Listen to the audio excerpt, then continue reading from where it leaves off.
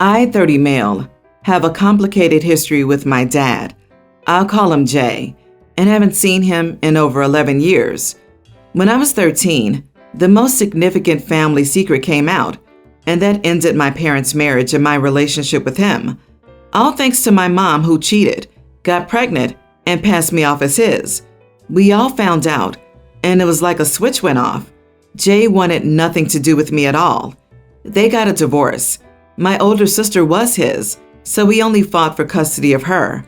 He was horrible to me when this first came out, like it was my fault. And for a long time, I did think that. In fact, it took years of therapy to stop feeling like it was my fault. For a long time after it came out, I did everything to be in Jay's life, like he was in my sister's. He never held back, telling me looking at me makes him sick, and he was never my dad. Telling this to a child. My last attempt was when I was around 18. By then, Jay had gotten remarried. His new wife was pregnant, and I convinced my sister to bring me to the baby shower, hoping to talk to him. Big mistake. He flipped out on me outside. It was the most humiliating and hurtful moment of my life. Jay told me to find my real dad and stop bothering him. That was it for me, and we didn't speak again. Now, I get he was cheated on. He was hurt. I'm a reminder of the biggest betrayal of his life, the affair kid. But I was also a human being with feelings. It took time, but I forgot about him with lots of therapy. Still, I'm close with my sister, but she keeps the relationship with him separate from ours, except for now. He got seriously sick last year, and I guess that was his come to Jesus moment. Now he's suddenly interested, but for me, the damage is done, and I've turned a chapter on my life. So have my wife and family. A father-in-law who's loved me and treated me like his own for years. So I've denied seeing him, but now he wants my sister to keep trying to set it up. Earlier this week, sister tried to surprise me at the restaurant where we were having lunch. I show up and see stepdad sitting there. I got up and left without saying anything to him. I was caught off guard, so all that was going on in my mind was I had to get out. My sister came with me, so that means I was her ride and I just left her there. My sister's really mad about me going. His wife dropped him off, and it was going to be a while for her to come back since he had appointments. The point is, they ended up being there way longer than expected. And on top of that, she got to work late since the plan was for me to drive her back after eating. I'm not sure if she's mad I left her or that I didn't stay to eat with Jay. But yeah, she does think I was an idiot for taking off like that. Not sure if I was, since I've made it clear we're done. But at the same time, I did leave her without a ride. Am I the idiot? Not the idiot. What your sister did was wrong. She should not have sprung him on you after all the trauma he had caused. If she told you he was coming and you had agreed, then you would have been the idiot. But you didn't know he would be there. That wasn't the plan. And she did not ask you if you were comfortable with it. She honestly should have expected you were going to be overwhelmed. I agree. And the sister is the idiot and selfish too. OP has been close with her over the years. That means she knows about the trauma OP has gone through. And pulling this stunt knowing very well that OP will be hurt is selfish, insensitive, and a betrayal to say the very least. Like, I get that the sister had an entirely different experience with Jay, but how self-absorbed do you have to be to not see that the loving dad you had is not the person that OP knows? You didn't leave them stranded on the side of the road during a thunderstorm. You left them in a nice restaurant after you were ambushed. They had plenty of time to have a nice meal while waiting for an Uber or something. OP, you panicked and left. You had to have years of therapy to get to a more comfortable place, and good for you for doing the work and marrying well. Your dad may have had a come to Jesus moment, but you, OP, you don't have to care. OP's dad had a come to Buddha moment where he discovered that karma is a witch. Sister brought her sibling's emotional abuser and abandoner to lunch so they could be a family again. It's heinous, since she knows how much work OP had to do to get over it and remains no contact for their mental health. No one is required to be polite, much less give a ride to someone who holds so little regard for their well-being. My fiance, 26 female, and I, 28 male, are getting married at a destination wedding next summer. The destination is special to my fiance, as she vacationed there with her family a couple of times when she was younger, and it holds sentimental value to her. I was open to the idea since I am pretty indifferent when it comes to the wedding planning, and it seems like this was an easy way to check off a lot of boxes at once, plus the bonus of my fiance getting a wedding she dreamed about. Of course, the downfall of a destination wedding is that people might not be able to attend. We expected this and had a lot of conversations about making sure we don't take anything personally if people can't attend, and were very clear to the people we asked to be in our wedding party about the cost and expectations. A couple of friends I asked to be groomsmen had to decline due to them having young kids, and I get that and respect it. I'm not an idiot. My wedding is not more important than your kids to you. This hasn't been as much of a problem with my fiance's side, as her family comes from money, and destination weddings are the norm for them. In the time we've dated, I think 4 or 5 of her cousins have had destination weddings, but we only attended one of them, and there was no fuss on anyone's part about the ones we didn't go to. My family, however, does not come from money. When I told my parents and siblings about our wedding plans, they all freaked out about not being able to afford it. I get it. My siblings have kids and expenses too. I told them I understand if it's not something they can afford, and while I would love for them to be there, I won't hold it against them if they can't make it work. My parents have guilted me over it a little bit, but have assured me they will be attending. However, they told me that we should all pool some money together, and by all they mean mostly me, to ensure all my siblings and their families can attend. I told them there was pretty much no way I could do that. My 2 sisters got wind of this idea, probably from my mom, and they said that the only way they can attend is if I help pay for at least half of their trips, for their whole family's kids included. I laughed at that and told them there was no way I would do that, but they said that since I'm the one who decided to have a destination wedding, that it's my responsibility to make sure my family can all attend. I told them that I love them and would love to have them at my wedding, but I am not funding vacations for the entire family. So I said the only way I would consider it would be if it were just them and their spouses, no kids.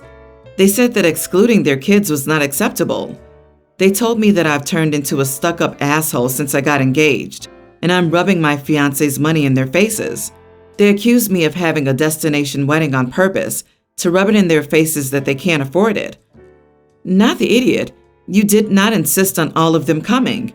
You gave them an out and an option which they have refused to accept. You're not holding it against them. That's their problem, and your fiance's money has nothing to do with it.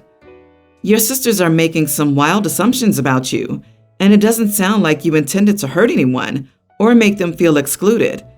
The thing is, you're throwing a wedding that you know your family can't attend financially, but your wife's can. You therefore know that this will be a wedding for your wife's family, not yours. Your family understands all this, just like you do. You're pretending it's just one day and that it's no big deal if they miss it, like you won't be offended, like your feelings won't be hurt. But that's your way of deflecting the point. It hurts them to watch you choose money over their participation in your life. It hurts them to be excluded from the wedding of their close loved one. You are the idiot. Take responsibility for leaving your family out of your wedding. My husband and I have been married for 5 years, and his mom is the bane of my existence. She is the death by 1,000 cuts type and manages to be smug and condescending while playing it off as being dumb. I'm not feminine enough for her. Her son doesn't make enough money, and I'm not the doting wife she envisioned. In short, we embarrass her. Mother-in-law is a huge girly girl, super vain, cares a lot about how she looks. She viewed my wedding as her little beauty pageant and acted like she was the one getting married. I gave her a lot of leeway because she was going through a divorce and lashing out. She broke down crying and had a rare genuine moment. And then I was like, screw it. You can have your too tight, too sparkly dress. It means a lot to you. Anyway, the night before the wedding, she and father-in-law, her soon-to-be ex, got into a little fight at the rehearsal dinner and left to go duke it out in the hall. One thing led to another, and father-in-law's girlfriend found them in bed together that night.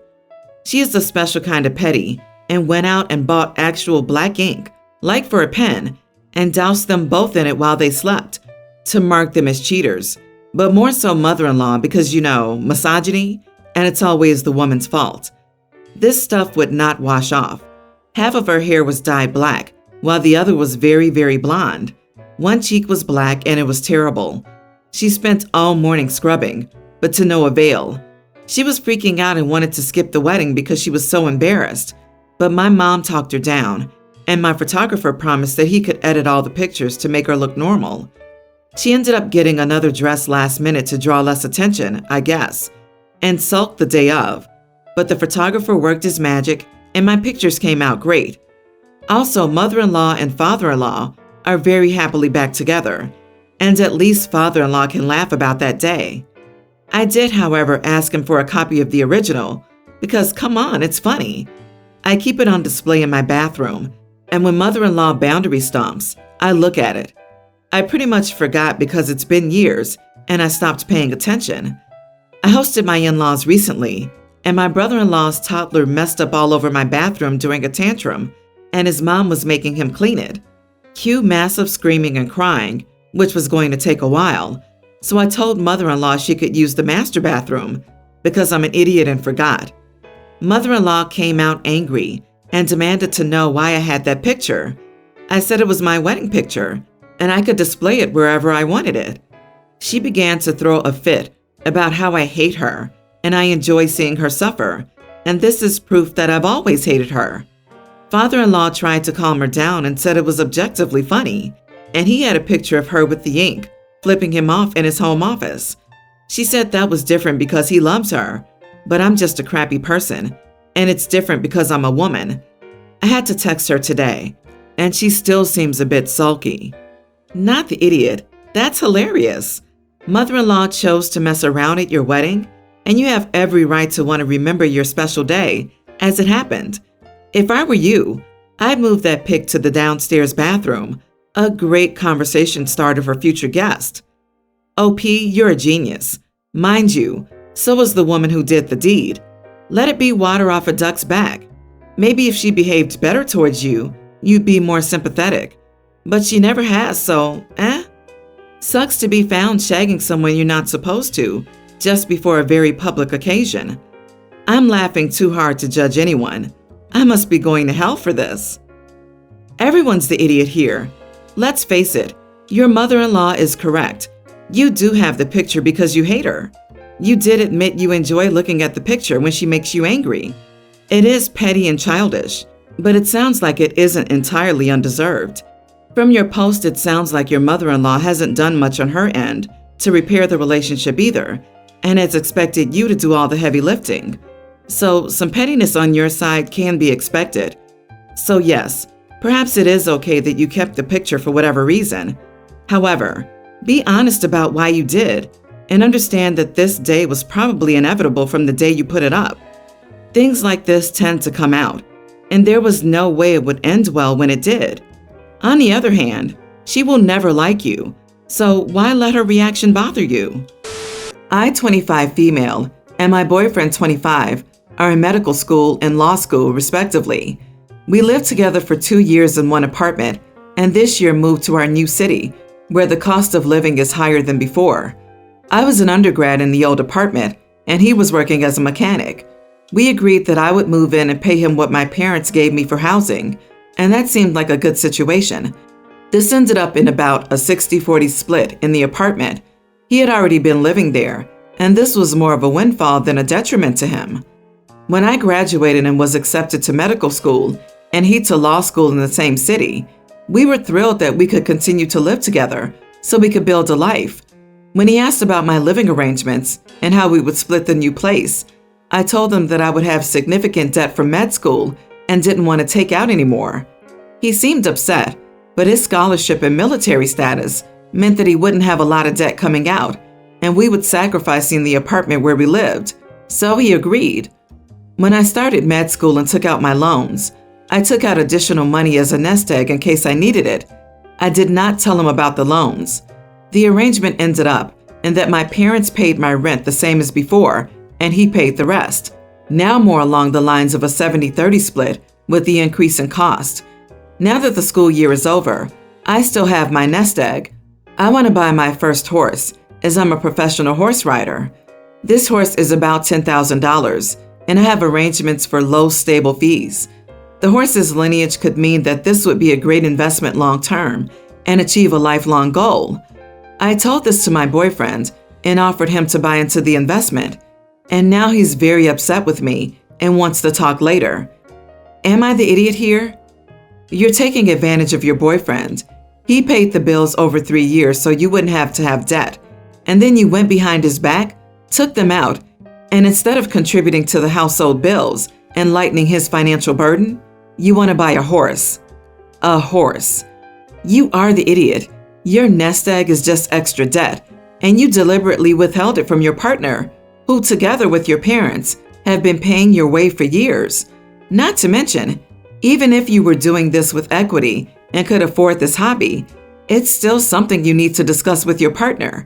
The fact that this isn't affordable makes this whole situation that much worse. Plus, OP offered to buy him into the investment, which translates to, give me some money for the horse so I don't have to spend all of mine.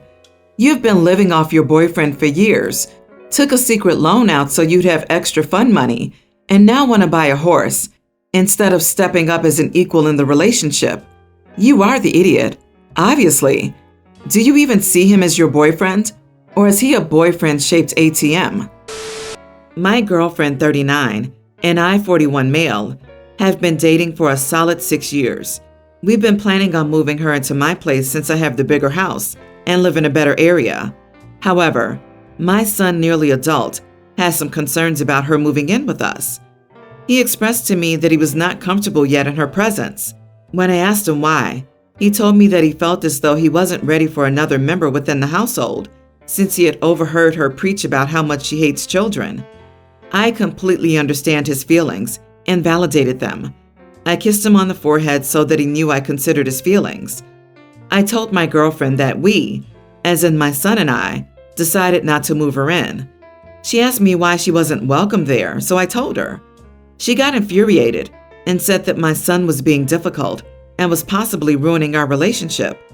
I was livid. I validated her feelings, but I told her never to speak ill about my son unless it was for a good reason. She then went on about how my son had ruined her chances of being closer to me. Long story short, I hung up the phone on her and took my son out for a fun day since he heard what she had to say about him. My son is now very thankful, but his feelings may have come at the expense of my relationship.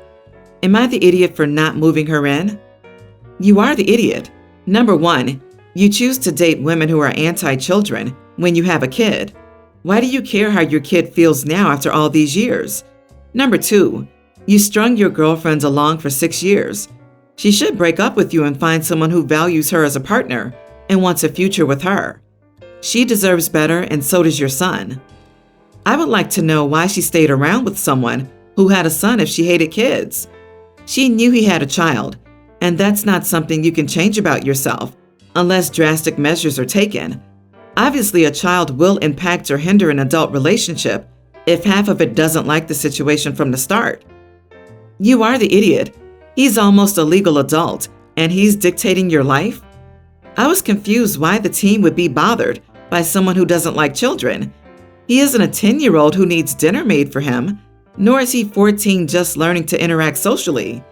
He still needs help and guidance from his parents, but I hardly doubt OP's ex would have been bothered much by his age. Probably by his personality, though. OP, stop babying your son. Update. I called my now ex-girlfriend and told her that we shouldn't be dating. She agreed and hung up the phone immediately after. I understand her feelings and how trapped she must have felt. I hope she's doing well.